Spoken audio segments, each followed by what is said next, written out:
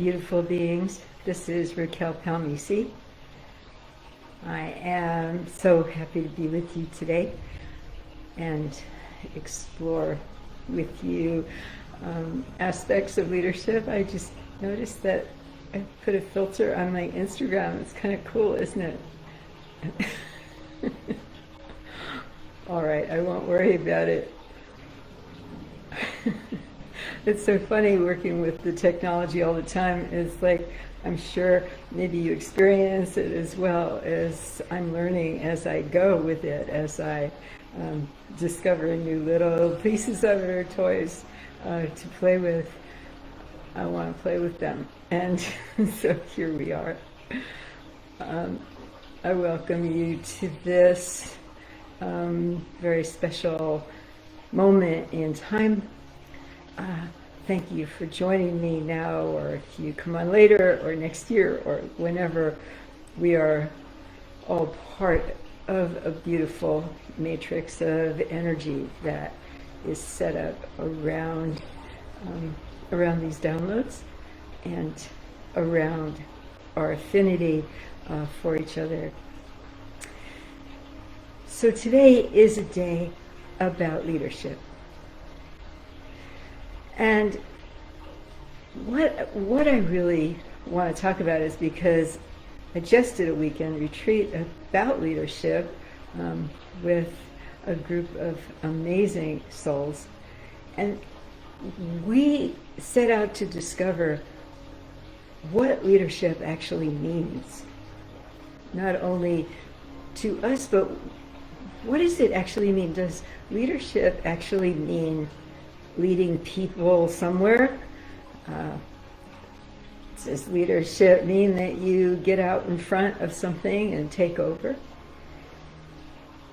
Is leadership a thing that's just reserved for a small number of people out there somewhere who are chosen or qualified to lead? And I think we are conditioned to believe that there are leaders and there are followers.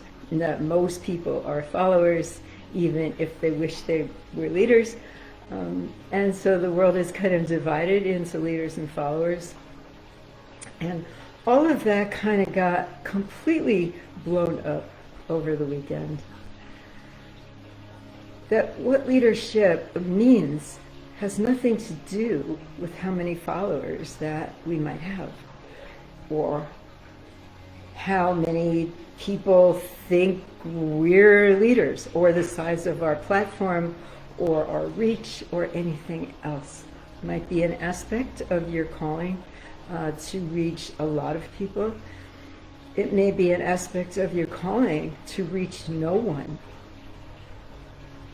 And this is a really interesting thing. So I would ask you to take a couple of breaths with me and just kind of drop in a little bit.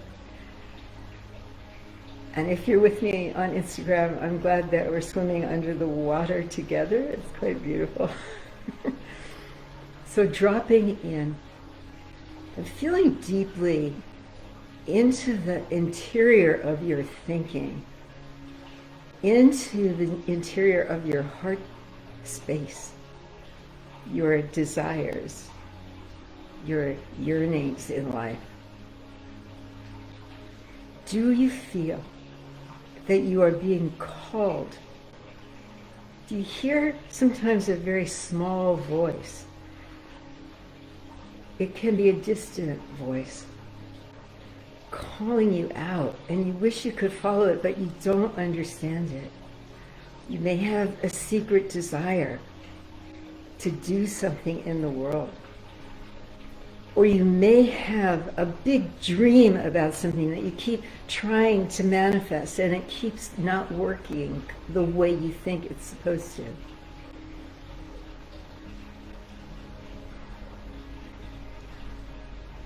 The reason that the big dreams and the big ideas of creating various ventures in business or in spiritual work or in any sort of endeavor in the world, the reason those dreams often don't work is that they are of the ego.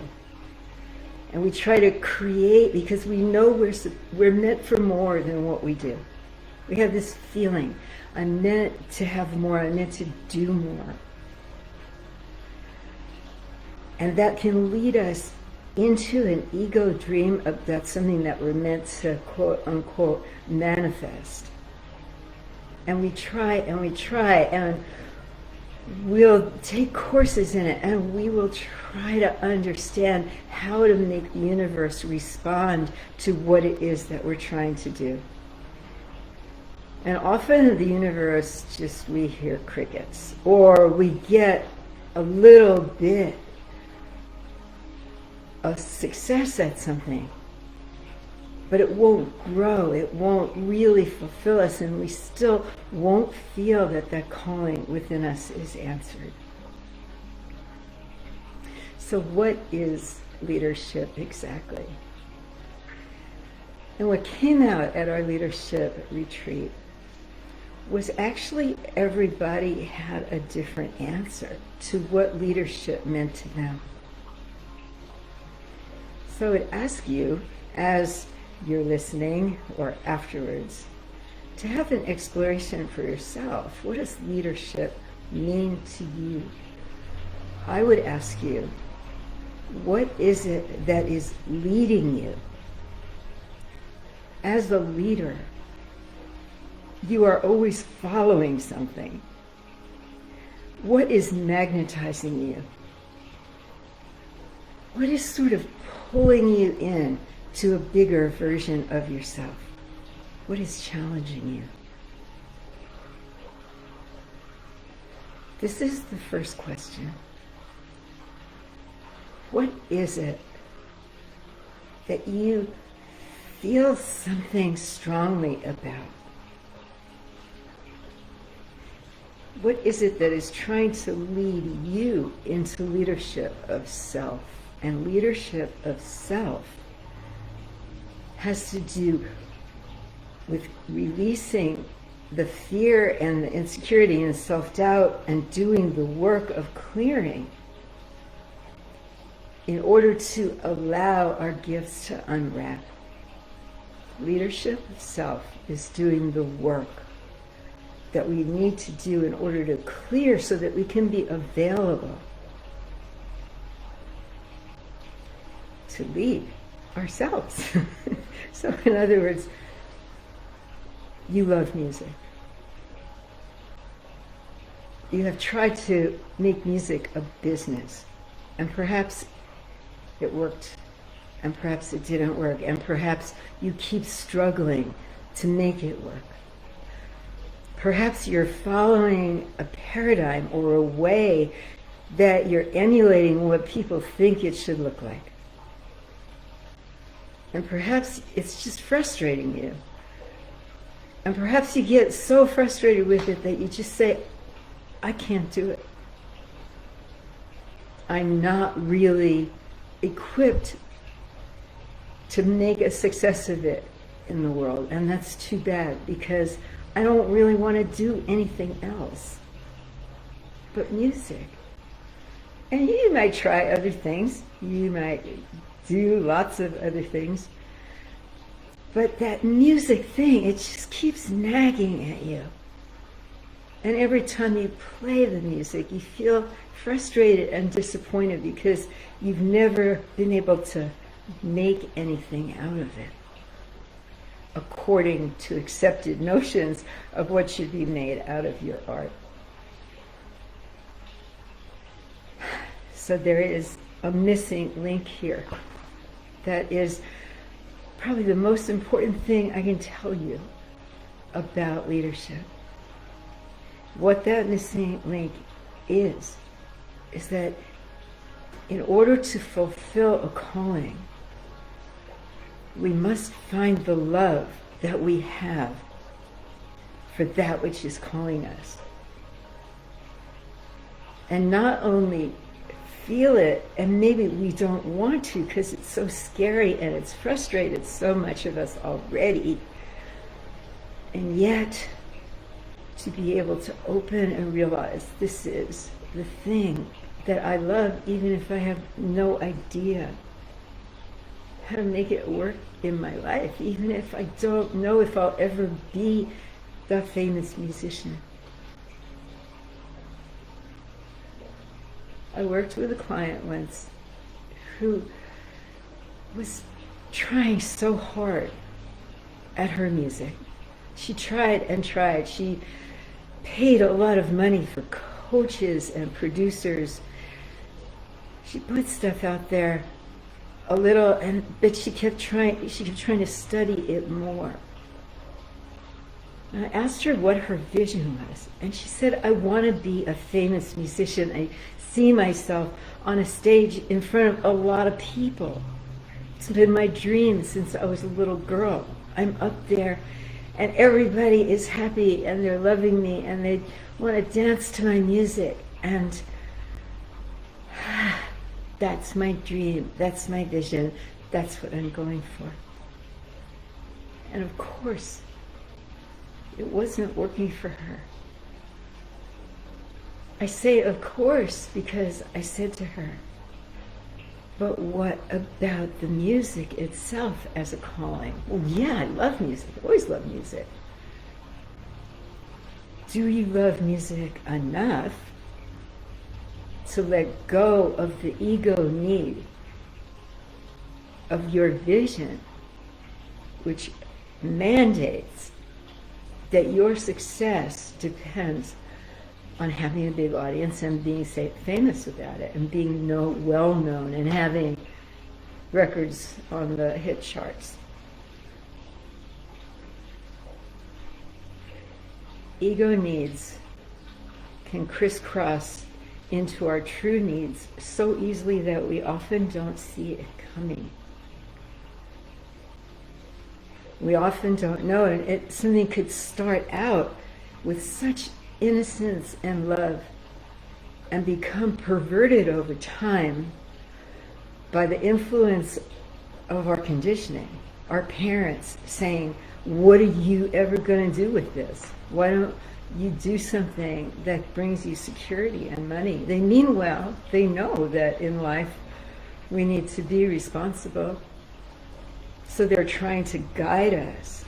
But in the process, they can pervert or ask us to pervert the natural flow of what wants to evolve in us. So on the other hand of that, I have another client, also a young woman, who was doing a job. It was okay. She was doing regular job.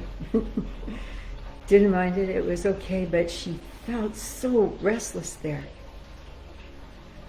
She was making pretty good money. She's happy. It was okay, but she had this love of music, and it wouldn't leave her alone. And she felt so unqualified, kind of, so what, who, me? And and then she would get mad because people weren't urging her enough to do it or whatever. Oh, and go through the whole process of repression of her calling. So she went to work, and she really went to work in earnest, not just with the music, but she went to work on herself. She called herself out on her fears, her insecurities, her guilt about letting go of something that was supporting her family. She went to work on it, and she released enough of it to actually start writing her music. And little by little, she began to put it out there. Pretty soon she had an album. Each one of the songs on that album is a gem, and people love it. And now she's unstoppable. She can't stop herself. Because she decided that what was more important than the ego needs of being a successful musician, or even the needs of having the music support her and her family, that she loved it enough to be in service to it, to let the music lead her on a path as an artist. Whether she needs to take a side job or not hardly matters, because she is satisfying and fulfilling that need inside her, and it is flourishing. It's a beautiful thing to watch. There's always a lot of process when you're an artist, but mostly you get to engage spiritually. You get to engage with your spirit and yourself and your human being together in a creative flow.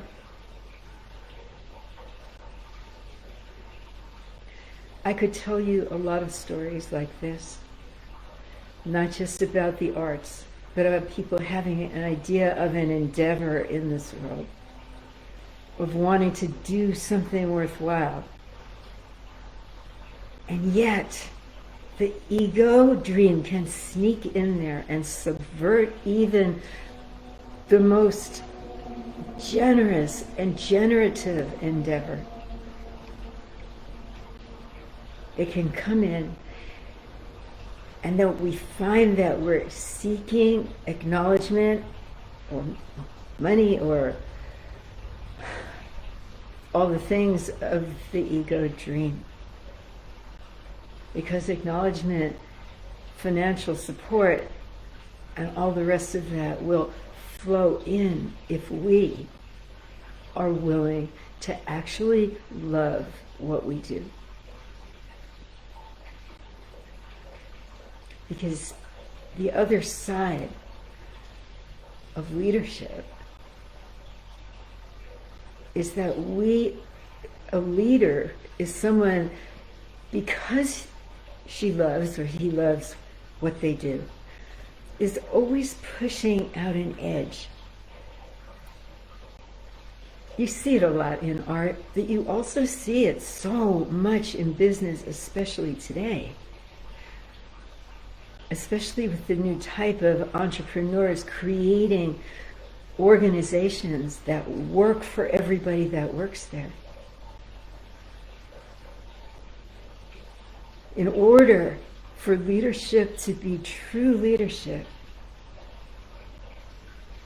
we have to be willing to kind of be edge dwellers, to push out the frontier of what is accepted notions about what it should look like and what are our motivations. And like everything else, the call to leadership for all of us, probably everyone listening to this will understand it.